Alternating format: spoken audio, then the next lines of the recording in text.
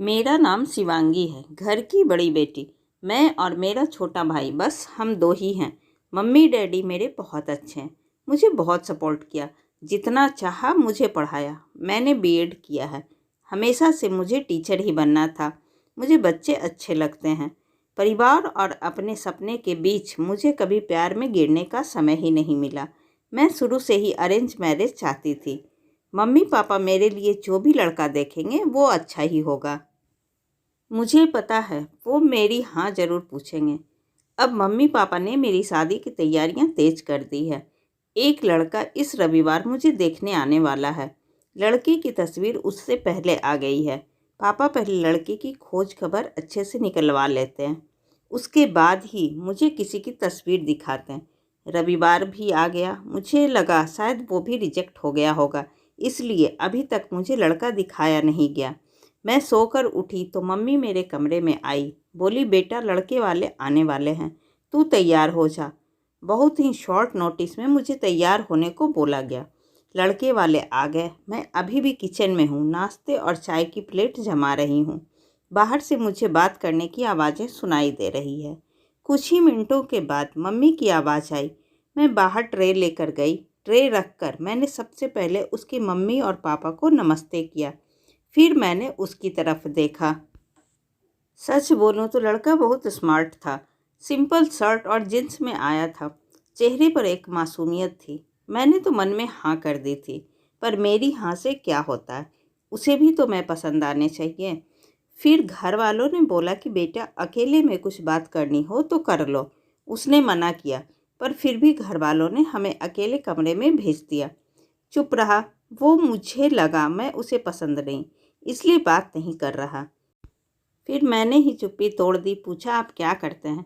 बोला, मेरा नाम तो आपको पता होगा। नहीं भी तो मैं बता देता हूँ, मेरा नाम प्रणव है। बिजनेस है प्रॉपर्टी का। अपने बारे में फिर बताने लगा। कुछ देर हमारी बात हुई। फिर बाहर से मम्मी की आवाज़ आ गई।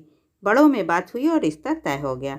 उसके घर वाले जल्द ही शादी करना चाहते थे। पिताजी ने अपनी खोज कर ली थी, इसलिए शादी 1 महीना बाद ही तय हो गई। इस दौरान मैंने प्रणव का नंबर लेकर उससे बात करना चाहा। मुझे लगा कि वो थोड़े शर्मीले हैं, इसलिए मैंने ही पहल की। करीब 1 महीने हमें बहुत बात हुई और प्यार वाली फीलिंग क्या होती है यह मुझे पता चल गया। फिर हमारी शादी का दिन आ गया और मैं अंदर ही अंदर बहुत खुश थी। मम्मी पापा को छोड़कर जाने का गम तो था, लेकिन मुझे लगा कि मुझे सही जीवन साथी मिल गया है। सुहाग रात आ गई। मैं थोड़ी घबराई हुई बेड पर बैठी थी। वो आए और मेरी तरफ देखा। मैंने भी हल्की सी स्माइल पास की। प्रणव ने कुर्ता पहन रखा था। वो थोड़े घबराए लग रहे थे। मुझे लगा जैसे मैं नर्वस हूँ, शायद वो भी इसी तरह होंगे।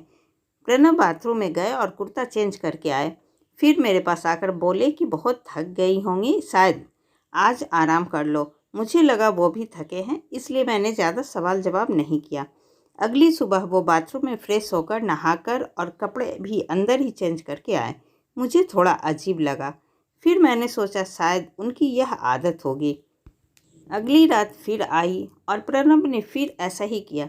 अभी तक वो मेरे पास भी नहीं आए थे। अब मुझे लगने लगा कि प्रणव कुछ छुपा रहे हैं, क्योंकि उनके चेहरे पर परेशानी साफ दिखाई दे रही थी। अगली रात जब वो बाथरूम से कपड़े चेंज करके आए तो मैंने उन्हें टोक ही दिया। आप क्या छुपा रहे हैं? कुछ बात है तो आप मुझसे कह सकते हैं। वो बोले, बात तो है, जल्द ही तुम्हें पता चल ही जाएगा, पर तुम्हें शायद बुरा लगेगा। मैंने बोला, आप नहीं बताएंगे तो और ज़्यादा बुरा लगेगा। उन्होंने अपना शर्ट खोला। उसके बाद कुछ कहना नहीं पड़ा, मैं खुद ही समझ गई। उसके चेस्ट पर एक लड़की के नाम का टैटू था, दिया। अब मैं चुप हो गई और चुपचाप बेड के एक साइड पर सो गई।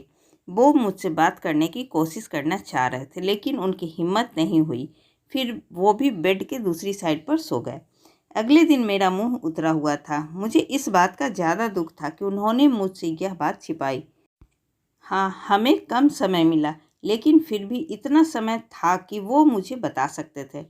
अगली रात वो फिर कमरे में आए। उनके आने के पहले ही मैं बेड के साइड पर सो चुकी थी।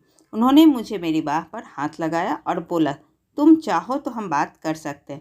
मैंने बोला, अब क्या बताओगे? वो बोले कि मैं उस लड़की से प्यार करता था, लेकिन दिया को हमेशा से विदेश में शिफ्ट होना था, इसलिए जब उसे मौका मिला तो वो चली गई।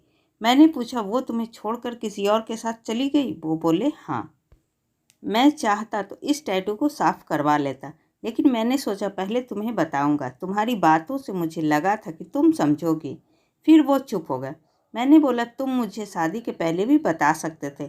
वो बोले, अगर मैं बताता तो क्या तुम शादी करती? और अगर अब भी तुम जाना चाहो तो जा सकती हो। मैं वही करूँगा जो तुम्हें अच्छा लगे। उस रात मेरा गुस्सा पता नहीं कहाँ चला गया, लेकिन थोड़ा डर भी था। मासूम शक्ल बनाकर कहीं फिर से झूठ तो नहीं बोल रहे। मैंने कुछ जवाब नहीं दिया। लगभग 3 महीने तक हमारी बात नहीं हुई। मैं भी अपने पापा की तरह उनकी परीक्षा ले रही थी। फिर एक रात मैंने उससे पूछा, उस लड़की से ज़्यादा प्यार करोगे मुझे? वो बोले, वो तो उसी रात हो गया था जब तुमने सच सुनने के बाद मुझे माफ़ कर दिया था। मैंने कब बोला कि मैंने माफ़ कर दिया? तो अब बोल दो। उनकी मासूम शक्ल ने मुझे उनके गले लगने पर मजबूर कर ही दिया। मुझे सच में अच्छा पति मिला है। आखिर अच्छे लोगों के साथ अच्छा ही होता है, तभी इनको दिया नहीं मिली। ऐसी ही अच्छी और ज्ञानवर्धक कहानी सुनने के लिए प्लीज़ आप मेरे चैनल को सब्सक्राइब ज़रूर करें। तब तक के लिए बाय बाय।